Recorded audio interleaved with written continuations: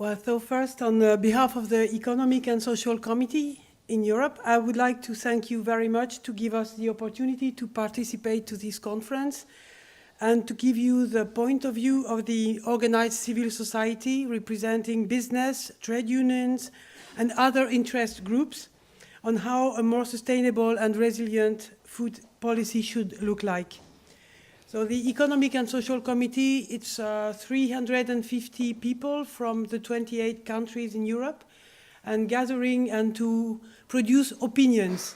So what we produce are opinions of the organized civil society as a whole, and I think we represent a kind of consensus on the state of play.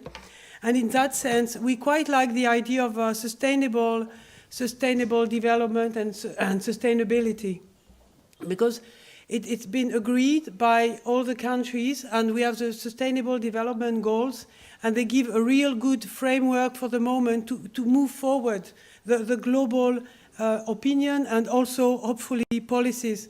And the idea of resilience is quite an interesting element, and we are going to include it probably in our reflection. But for me, as I see it and as I hear it, we have the big question of who is supposed to be resilient, the system, the farmers, who's supposed to absorb the shocks, and what kind of shocks are we going to absorb? And are they shocks that could be avoided? Like economics is not something that comes from the sky, or is it something like storms and drought, or and this is really a thing that we cannot avoid, and then we can speak of resilience. So, well, over the past years, concerning the question of food and food policy, civil society has been increasingly concerned about environmental, health, economic, and social impact of food production and consumption. I don't know how to move forward. That's it.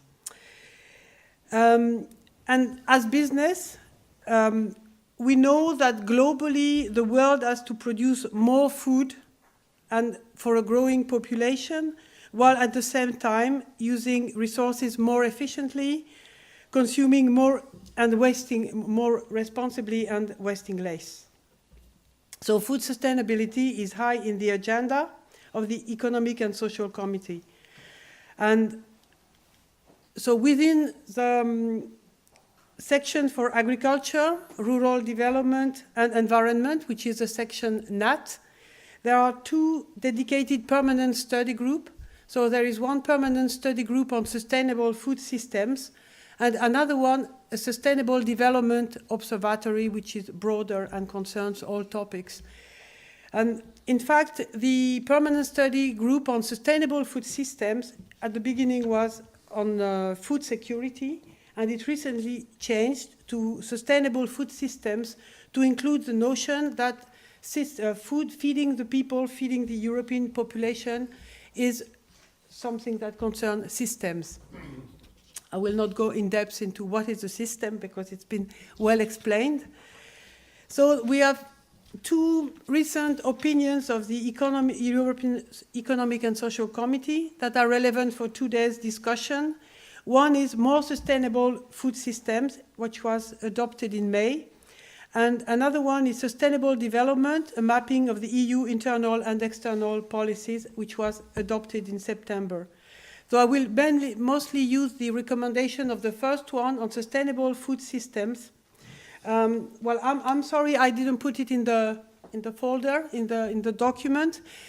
You can find it on the website. The EEAC website is very well done, and if you Google it and you look for sustainable food systems, you will find the opinion, and you have an example in your file, which is it's about 10 pages, and it's a summary of the state of play and recommendations. Well, so this is what I'm going to present, mostly based on this opinion on more sustainable food systems, and I personally contributed. And I'm a farmer in south of France, as it was said, and with my husband, and we grow wheat, lavender for the crops. I personally raise chicken, which are sold on the local market. And so I'm part of the Economic and Social Committee since 2015, so it's quite recently, on behalf of my French Farmers Union, the Confédération Paysanne, that you may have heard of, and which is quite radical union for farming, and which is member also of Via Campesina at the international and European level. So this is my background, what I'm speaking of. But I will mostly concentrate on the consensual position and introduce some of my own feelings from now and then. But I will try to be careful just to make it different, because it's not always the precisely the very same thing. Although I think what is very interesting in this opinion on sustainable food system is that really concentrates a global vision and a vision that everybody shares, and it was voted, I think, almost at unanimity. So what to have a more resilient food system? So again, I put resilient but more sustainable that we should use. How do we have a more sustainable food systems? So we have first to promote the resource efficient and climate resilient food systems. What does it mean? About modes of production, we are aware that we have to promote agroecology that must be developed, and to increase the diversity of plants, of animals, and to have a more sustainable system. What we call agroecology is, of course, organic farming, small-scale peasant farming, and all kind of methods and of techniques that can improve traditional or conventional systems that can be used to complete the conventional, innovative, and traditional practices. And to be more concrete, we have the question to recycle biomass, to improve soil conditions, crop diversification, and to minimize the use of pesticides, which is still a huge problem in Europe. Big point to promote a more efficient system is the alternative and short food supply chains. And in this, there is a really big scope for improvement in different food systems with the community-supported agriculture, which are all the systems which imply consumers and producers to make links and have a short exchange. We have the kind of alternative food networks, and of course there are also, to improve the system, all the measures in the CAP. So the reform, sorry, I moved too fast. No, I stopped. Yes. So in the CAP,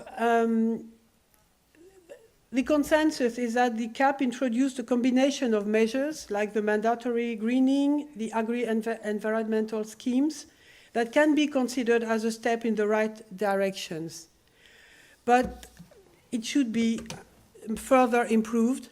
And I think one of the most problematic issues concerning the CAP is that in spite of those measures, globally, the food system still produces the same impact on environment with pesticides, and with the problem of input on impact on the environment, and also that it ruins farmers. That a lot of farmers disappear in the system as it is now.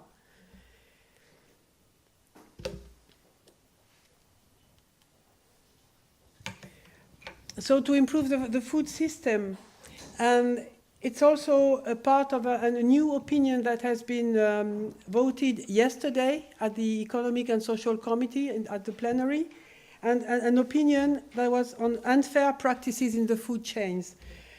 So the point concerned the question of sustainable and fair relationship in the food chains. So we can say that one major problem is that there is a need for all operators to have a reasonable and stable income along the food supply chain to ensure a long-term visibility, and also to have some investments in changes. So we have also to address the question of price volatility, and it's a real problem at the moment with a lot of production, like beef, like dairy, and volatility. If volatility is not addressed, then there will be a big problem in the sustainability of some production, like dairy production, animal production. There is also a need for innovative market management tools.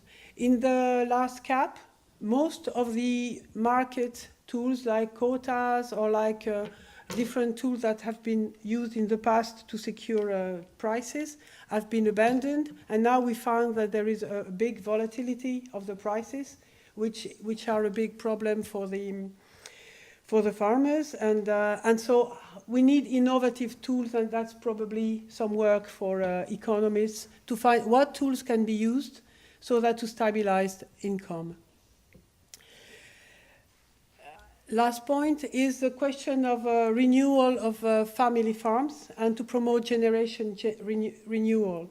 This is partially addressed in the CAP, but only very partially. And so now with the aging of population and with the need, there is a very strong need to promote renewal of family farmers and to have some incentive for young people and to improve the rural situation so that it is attractive for young people.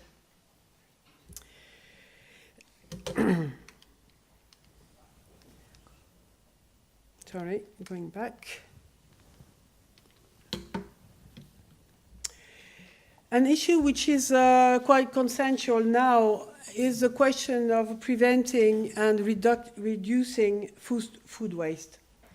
It has been mentioned, I think this morning, but a few years ago there was the idea to have a European directive on sustainable food system, on food systems, and it started with discussion with discussion among different DJs and agriculture, environment, and different DJs, and one of the main or the easiest outcome was the idea that we had to reduce food waste. 1/3 of the food is wasted, and so it's really a main concern if we want to reduce inputs that are needed and to reduce, of course, the impact on the environment. And so the circular economy and the package on circular economy is quite interesting to highlight this question of food waste and how to deal with it, with the principle of waste hierarchy and what is a waste, what is something you can use for something else, and just to reduce what is real waste at the end. Your last 3 minutes. Last 3 minutes, so it's going very fast, much faster than I thought. We have to improve the question of healthier and more sustainable diets through awareness raising, but also through availability in shops, but also in different quarters of the cities. We need to mobilize research and innovation for policy change, and in order to change for fossil fuel, to go to a more a system not using fossil fuel. 3 minutes is not much. But I want to read this major point, which is the major recommendation of the opinion is that we need a comprehensive food policy. For the moment, so far, we have no food policy to address this question globally, and we have different aspects, but nothing to have an overview of the different aspects of the question. And it needs interdisciplinary. It needs to be between different DJs and with a vision that brings together the different aspects, and that involves all stakeholders, including consumers, citizens, and all the civil society. And of course, linked to the Sustainable Development Goals, which are, as I said at the beginning, very useful to have an overarching idea of where we want to go and how we want to address these different questions. So this is the hope of the European Economic and Social Committee, that the interdependence of food production and consumption will be recognized at the European level and will give birth to an overall policy to address this question of food. Okay, thank you very much.